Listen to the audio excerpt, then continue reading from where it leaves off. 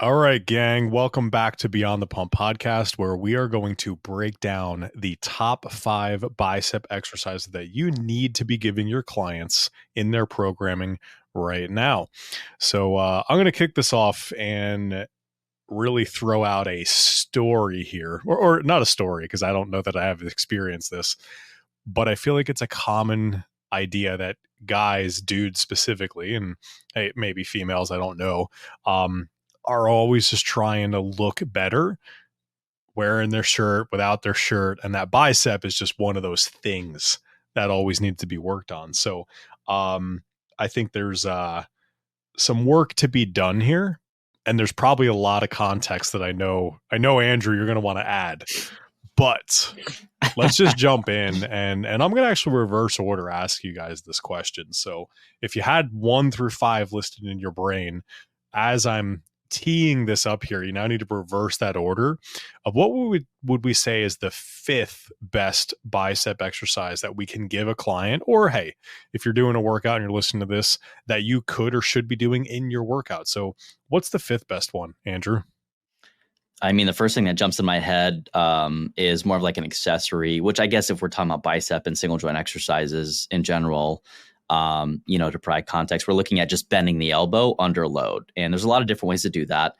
The one that jumps out for me is that a lot of people spend time typing. And if we're talking about the traditional desk warrior, there's something called a Zottman Curl, which is traditionally done with dumbbells. And it entails that basically you do a traditional regular bicep curl where your hand starts neutral.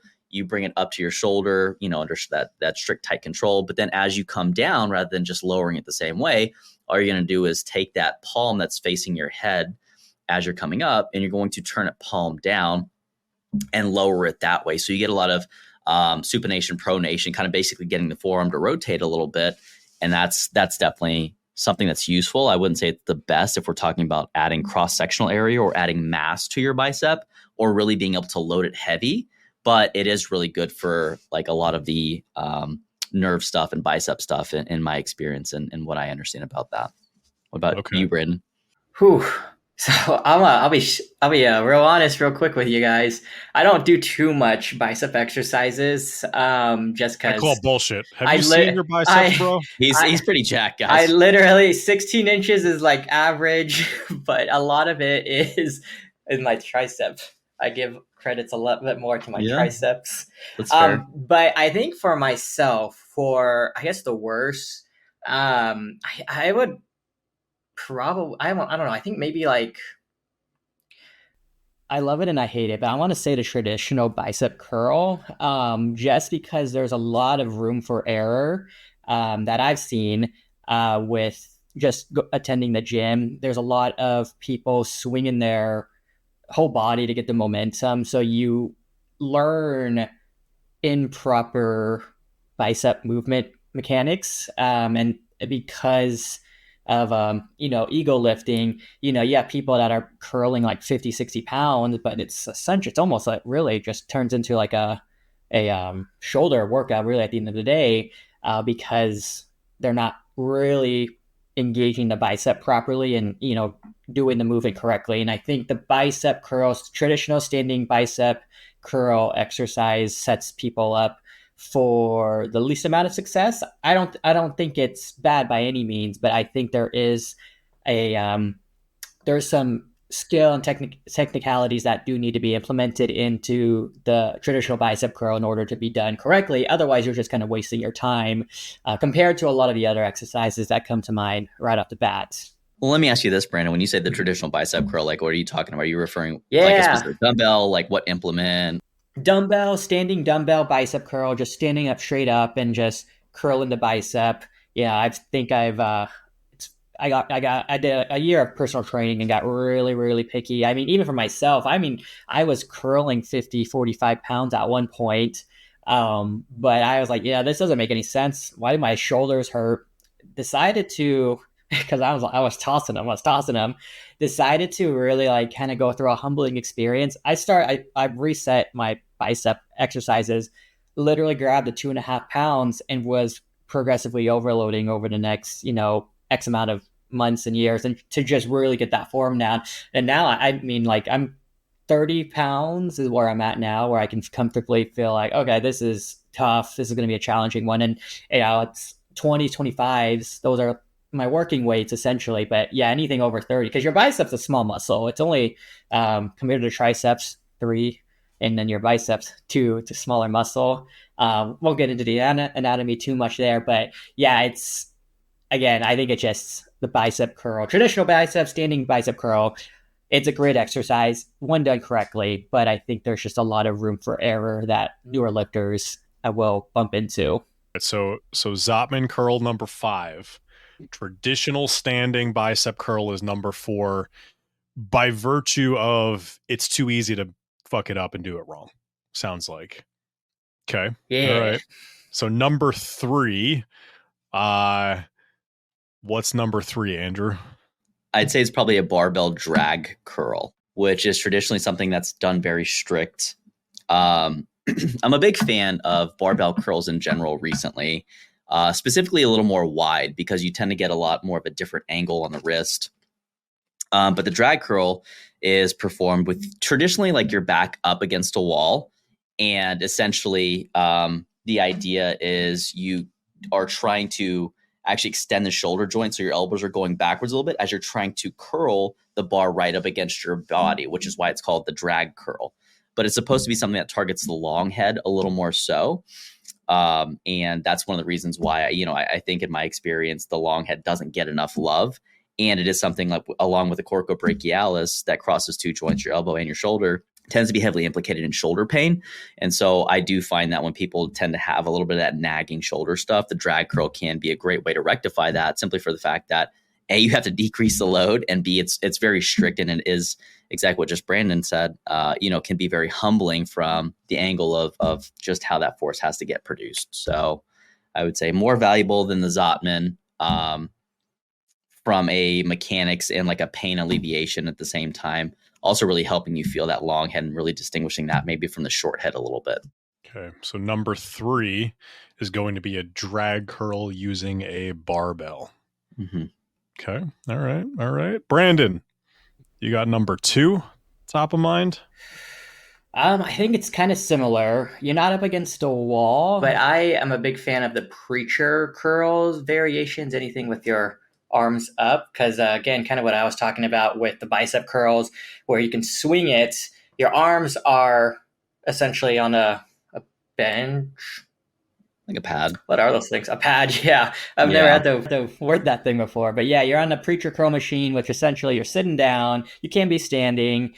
Put your arms over that and you curl.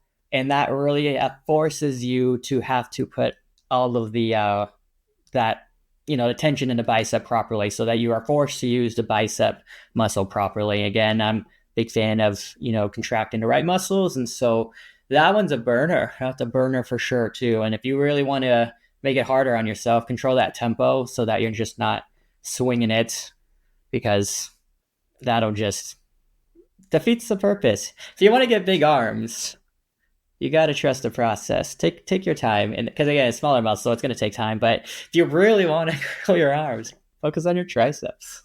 It's a little secret. Do make up 60% of your arm for sure. So that's definitely a great way to go about it.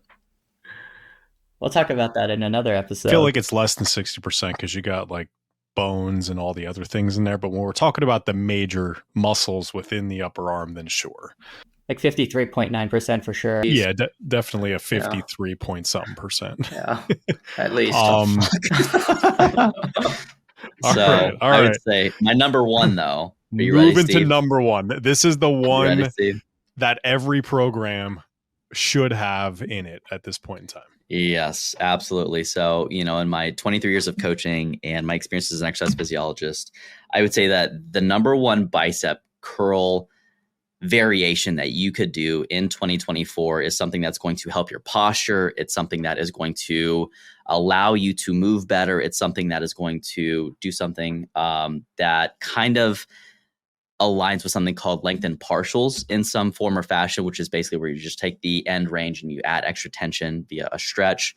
But it is a reclined, not an incline, but a reclined dumbbell bicep curl.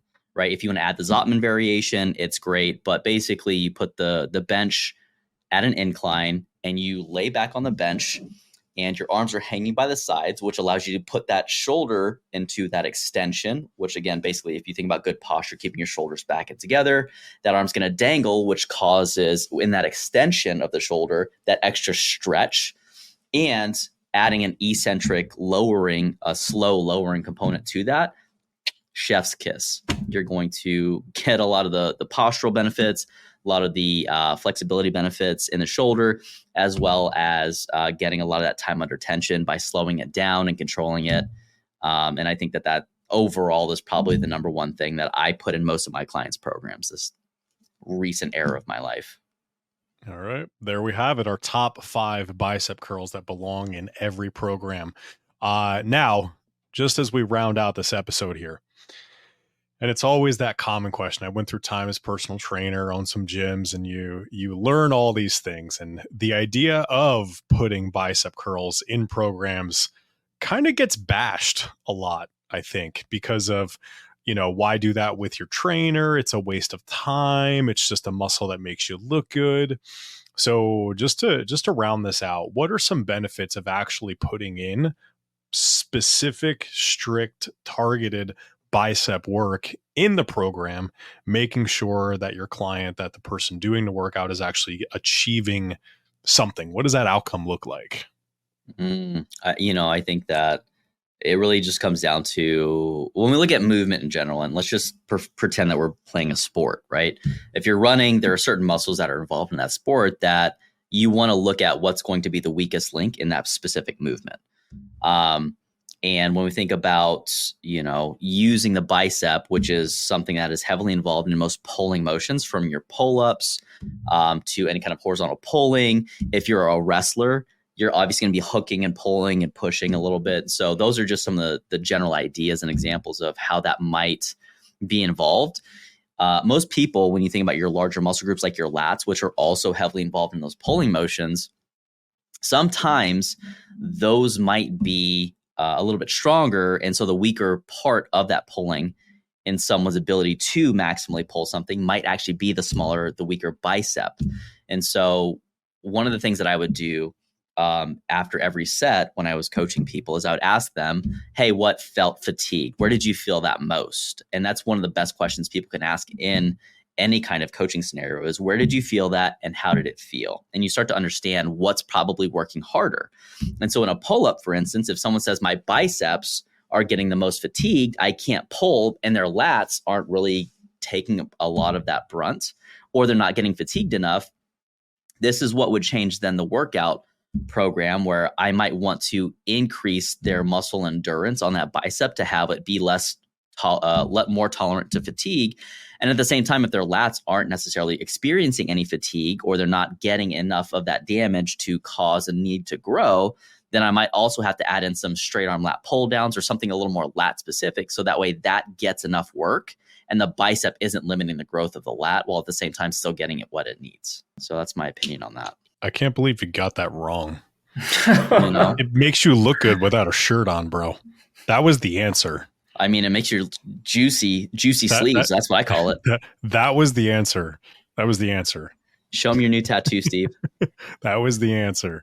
I can't flex right now. It hurts. That whole armpit area is just sore.